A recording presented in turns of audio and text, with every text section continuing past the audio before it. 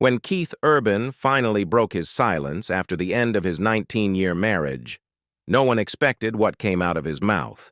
It wasn't defensive, polished, or wrapped in the careful tone celebrities often use.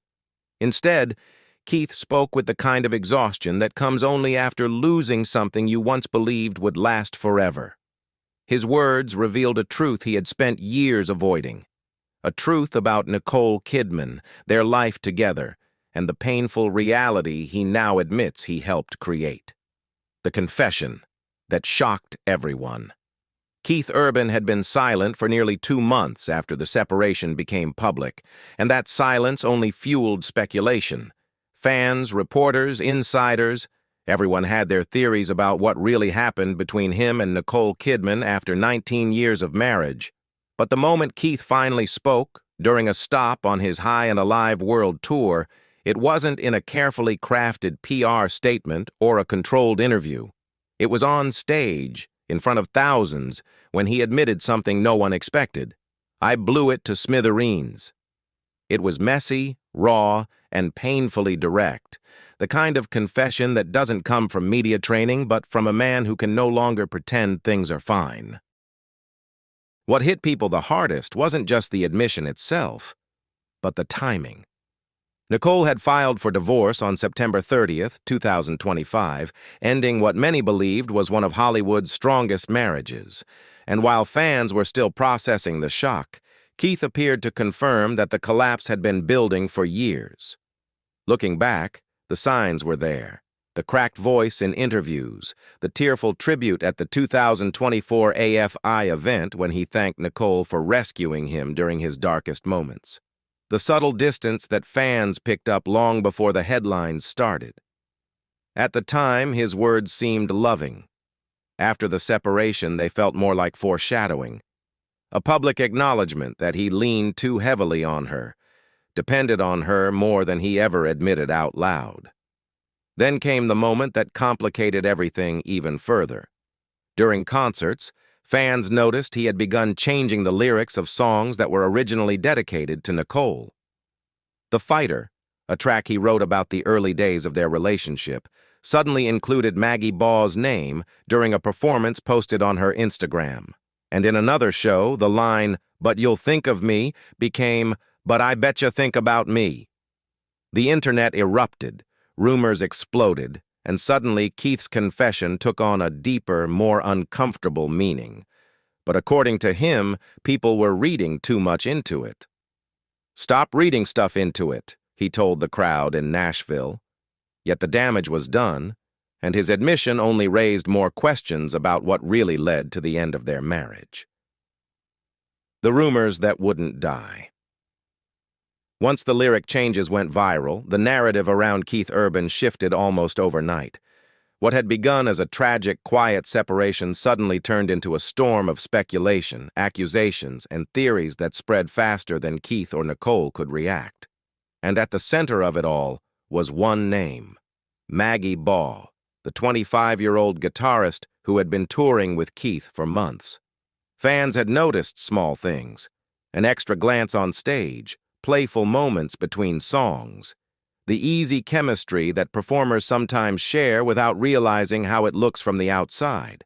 But when a clip surfaced of Keith changing the lyrics of The Fighter to include her name, "When they're trying to get to you, Maggie, I'll be your guitar player," the internet didn't hesitate for a second. To make matters worse, the song wasn't just any track. It was one Keith had explicitly said was written about Nicole in the early days of their relationship, built from conversations about protecting her, supporting her, and promising to show up when life turned harsh. For that vow to suddenly be redirected at someone else felt, to many, like a slap in the face at the worst possible moment. Maggie's own caption, "Did Keith Urban just say that?" only intensified the backlash. In the days that followed, rumors grew louder. Some suggested Keith had already moved on. Others insisted there had been tension long before the public saw it. And while Maggie's father tried to calm the situation by saying their relationship was purely professional, his hesitant, "I haven't heard one way or the other," did little to silence the noise. Even country singer Alexandra Kay, who knew both Keith and Maggie, admitted she was heartbroken over the speculation, calling the situation painful for everyone involved.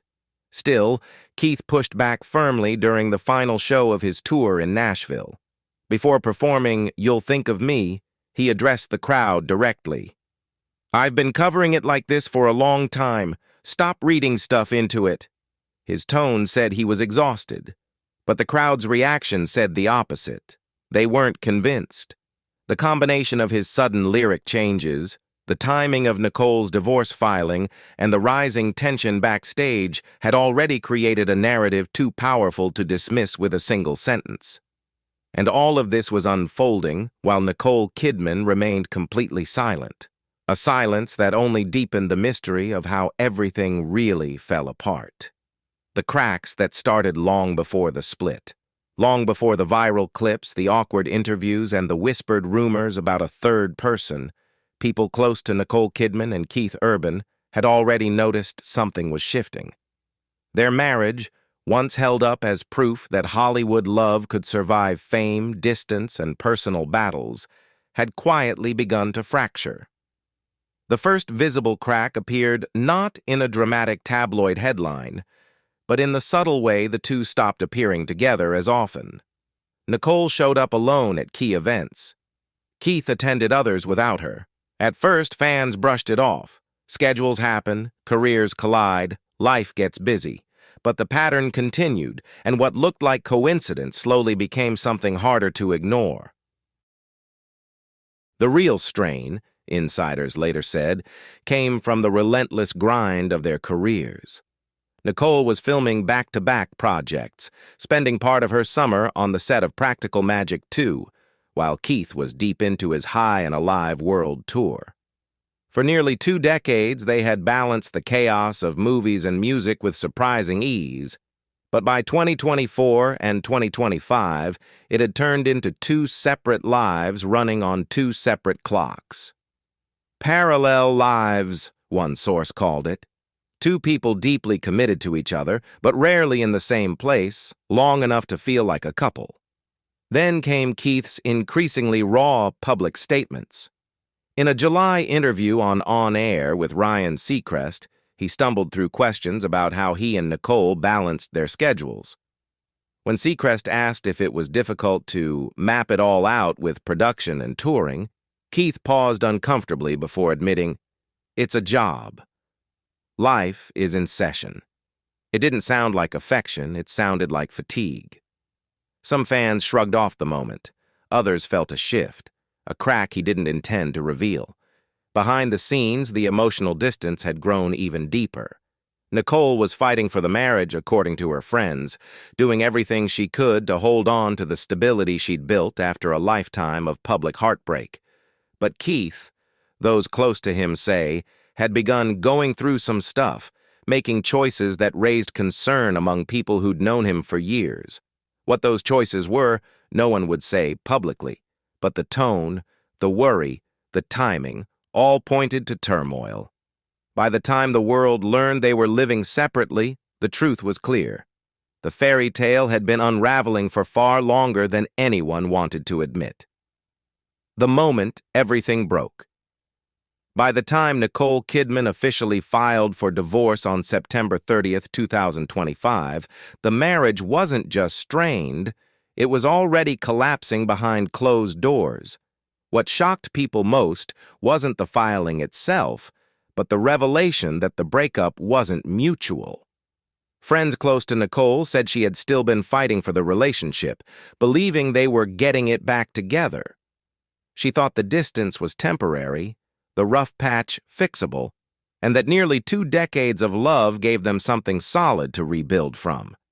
But while she was trying to pull things toward the center, Keith had already emotionally checked out. Insiders revealed that Keith's decision came suddenly, without warning, a moment that left Nicole blindsided. Those who had known her for decades said she was stunned not just by the separation, but by how final Keith seemed when he made up his mind. By the time TMZ broke the story, Keith was done.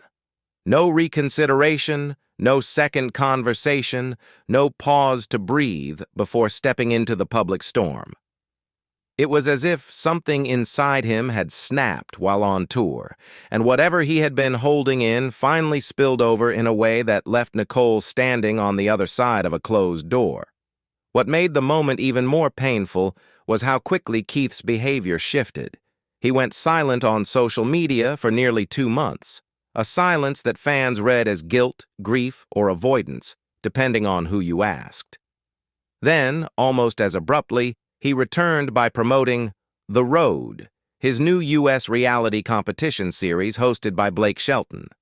In the show's premiere, he spoke candidly about tour life, describing waking up at 3:30 a.m., sick as a dog, lonely, miserable, and wondering why he kept going. His words were honest, but they also painted the picture of a man struggling under the weight of pressures he never fully communicated. Nicole, meanwhile, stayed quiet. No interviews, no statements, only court documents citing irreconcilable differences. Those within her inner circle understood the silence, because the deeper truth was painful. She didn't want the marriage to end. She had spent years supporting Keith through addiction, emotional lows, and the chaos of touring. And now, after everything, it was over. Not because she walked away, but because he closed the chapter himself. The truth, Keith finally admitted. In the weeks after the divorce filing, Keith Urban's behavior confused nearly everyone watching from the outside.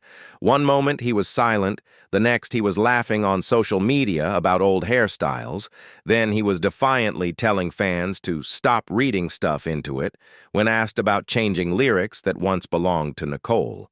But beneath the scattered reactions, something more honest was quietly taking shape. Keith was beginning to reveal what had really been happening inside him long before the marriage officially ended. During the final stop of his High and Alive world tour in Nashville, he addressed the audience before performing "You'll Think of Me," a song tied deeply to the emotional history between him and Nicole. This time, he looked tired, not physically, but in the way someone looks when they're finally out of excuses. "I've been covering it like this for a long time," he said, pushing back at the idea that he was singing to anyone else. For once, he wasn't dodging or charming his way through the moment. It was a plea. Stop assuming, stop guessing, stop building stories he wasn't ready to confront publicly. But actions always speak louder, and the truth he eventually began admitting wasn't about Maggie Ball or a secret romance or a hidden betrayal. It was something far more ordinary, far more human, and far more devastating. He wasn't okay, and he hadn't been for a long time. The pressure of touring, the emotional toll of fame, the loneliness of waking up in a tour bus at 3:30 a.m. Completely miserable, as he described in the road premiere. All of it had been eating at him. He spoke openly about questioning his purpose, feeling overwhelmed, and struggling to balance the relentless demands of music with the responsibilities of marriage and fatherhood. Insiders described it as a midlife unraveling, one he didn't fully recognize until it was too late. And while he never said the words directly, his admission echoed through every interview, every lyric change, every pause in his sentences. He didn't leave Nicole for someone else. He left because he no longer knew how to hold everything together. It didn't make the heartbreak easier. It didn't erase the pain of how abruptly things ended. But it was the closest he had come to telling the truth. The one he had avoided for years because saying it meant admitting he wasn't the man he wanted to be in the marriage. What remains after the fall? When the dust began to settle, the story of Keith Urban and Nicole Kidman's divorce stopped being about rumors, lyric changes, or viral clips. What remained was far more personal. Two people who had spent nearly 20 years building a life together, now standing on opposite sides of a decision neither of them could undo. And as the world tried to assign blame or connect dots that were never meant to connect, the quieter truth emerged. One shaped not by scandal, but by exhaustion, distance, and two careers that pulled them in different directions until the space between them became impossible to bridge. Nicole, despite being the one who filed the divorce papers in Nashville on September 30th, wasn't the one who wanted to walk away. Friends close to her said she fought to save the marriage, even when the signs pointed the other way. She had adjusted her filming schedules, carried the emotional load, and tried to protect their daughters, Sunday Rose and Faith Margaret, from the fallout she sensed was coming. But by the time she made the filing official, she was no longer choosing to end the marriage. She was accepting that it was already over. Keith, meanwhile, stepped into the public eye with a mixture of vulnerability and denial. He joked about his old hairstyles on social media, promoted his new reality series The Road, and brushed off speculation with a hint of frustration.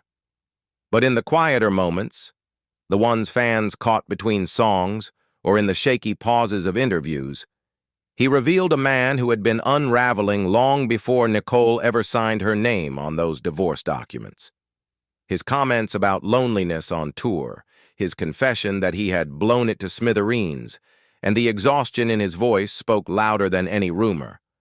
Insiders later admitted that by the time the breakup became public, Keith had already moved on mentally, though no one knew exactly what that meant. Some believed it was emotional burnout. Others suspected a midlife crisis. But what everyone agreed on was simple. The love between Keith and Nicole didn't end because it was weak. It ended because life wore them down faster than they could repair the cracks. And now, as both step into their next chapters separately, the most tragic part of their story is how much they once believed in the future they never got to fully live. In the end, Keith Urban's honesty came too late to save what he and Nicole Kidman built over 19 years, but it did reveal the weight he had been carrying in silence. Their story isn't just another Hollywood breakup. It's a reminder of how even the strongest partnerships can crack under pressure no one else sees. What do you think was the hardest part of their journey? The distance, the rumors, or the emotional struggles they both tried to hide? If you want more deep dives into the real stories behind Hollywood's biggest headlines, make sure to like this video, subscribe, and turn on notifications so you never miss what's coming next.